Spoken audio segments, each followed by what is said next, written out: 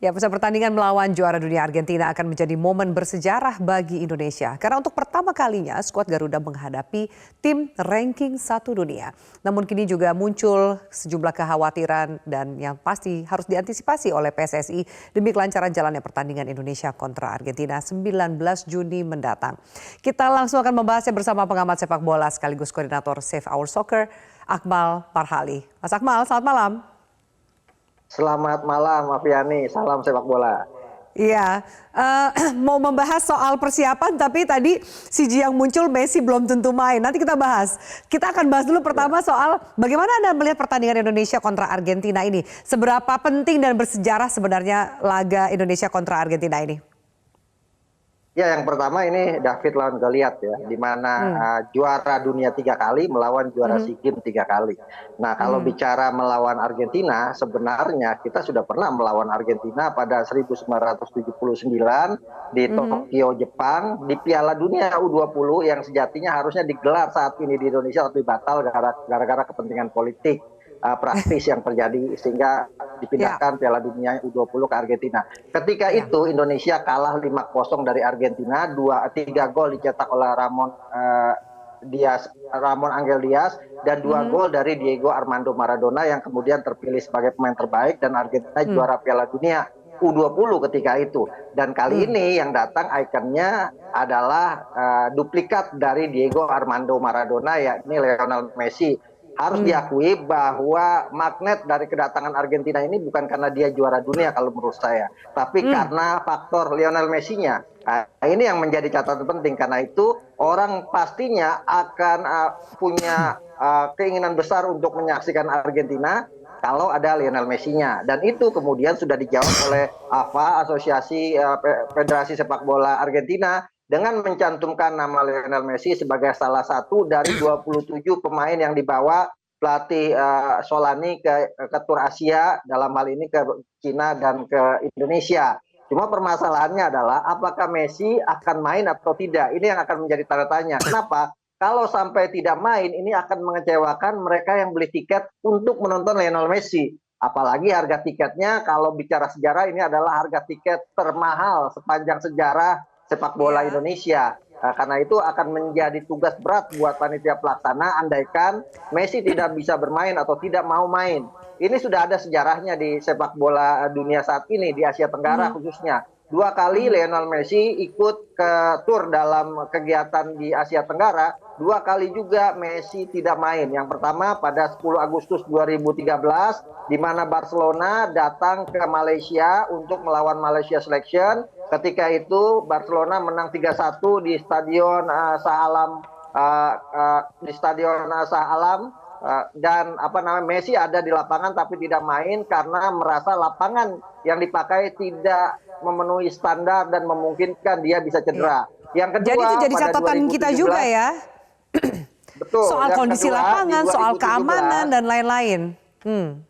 Yang kedua, 2017 di Singapura, ketika tim nasional Argentina datang dan Singapura dibantai 6-0 oleh Argentina. Ketika itu Messi juga ikut ambil bagian tapi tidak mau main. Kenapa? Karena lapangannya dianggap tidak memenuhi standar atau bisa membuat dirinya cedera. Nah, ini yang menjadi kekhawatiran kita. Kenapa? Karena Stadion Utama Gelora Bung Karno Senayan pada 1 Juni akan dipakai bulan Bung Karno oleh PDI Perjuangan yang pastinya melibatkan banyak massa yang pastinya akan menginjak-injak rumput di Stadion Utama Gelora Bung Karno. Nah, kalau kemudian recovery rumputnya tidak baik, ya bukan mustahil kejadian di Malaysia dan di Singapura Messi datang tapi tidak main bisa terjadi. Nah, ini yang harus diantisipasi oleh PSSI. Cukup nggak waktunya setelah kemudian ada event tanggal 1, lalu event pertandingan ini tanggal 19 Juni. Menurut Anda cukup nggak waktunya? Jangan sampai kemudian euforia mengenai pertandingan ini, termasuk khususnya melihat Messi secara langsung, akhirnya jadi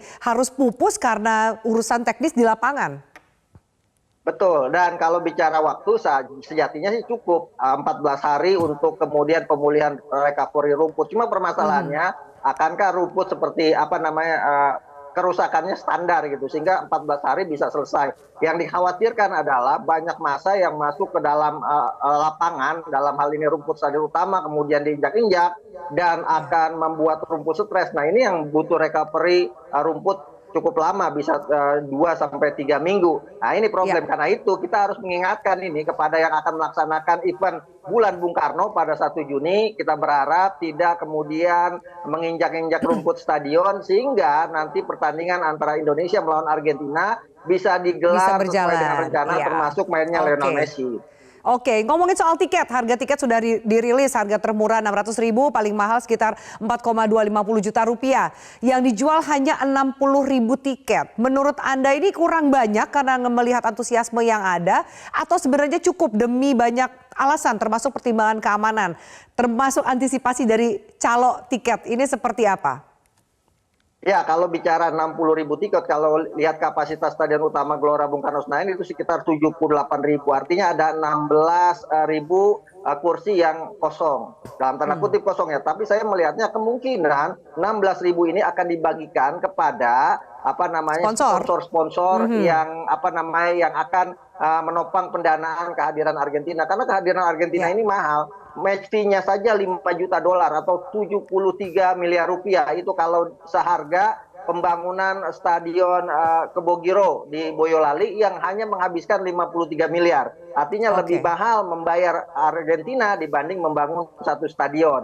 Nah ini yang kemudian menjadi menjadi wajar seandainya kalau kemudian harga tiket menjadi mahal karena ingin menutup biaya yang dikeluarkan. Kalau kemudian dirata-ratakan dengan tadi harga tiket dari 600.000 sampai 4.250.000, ini kan rata-rata 1 juta lah. Kali 60.000 ya sekitar 60 miliar. Sisanya didapat dari sponsor-sponsor yang akan menopang kegiatan, plus tentunya nanti sponsor-sponsor itu akan misalnya pegawai BRI sebagai sponsor akan nonton semuanya, termasuk relasi-relasi dan pejabat-pejabat pemerintah yang diundang untuk menghadiri pertandingan ini. Dan saya pikir jumlah 60.000 ini bukan jumlah yang pasti. Ada sekitar 15.000 yang dikosongkan untuk kepentingan promosi dan sebagainya. Oke, dan jangan sampai tertipu oleh pihak-pihak yang tidak bertanggung jawab. Belilah sesuai dengan yang sudah diumumkan oleh panitia. Betul. Yang perlu diingatkan, Aviani, yang perlu diingatkan adalah selama ini pengelolaan tiket di Stadion Utama Gelora Bung Karno itu buruk sekali gitu. Pengalaman Piala AFF misalnya. Stadion kita nonton bola itu tiketnya tidak ada nomor bangku sehingga kita bisa bebas duduk di mana saja. Duduk di mana saja. Iya, yang saya khawatirkan nanti penonton masuk kemudian berjubel akhirnya tidak dapat bangku atau ada bangku-bangku yang diisi oleh orang-orang yang tidak beli tiket. Nah ini problem yang terjadi di sepak bola kita. Selama ini di Piala AFF seperti itu, nonton Piala AFF nggak bisa duduk padahal saya beli tiket gitu. Kenapa? Karena tempat duduknya ditempatkan orang lain yang mungkin saja dia tidak beli tiket. Semoga jauh-jauh kita terus ingatkan nih Mas Akmal supaya bisa diantisipasi karena kita juga mau menyaksikan pertandingan Indonesia melawan juara dunia dan juga ranking 1 FIFA Argentina bisa dinikmati oleh semua pihak. Terima kasih untuk waktu dan diskusi Anda di Prime Time News pada malam hari ini.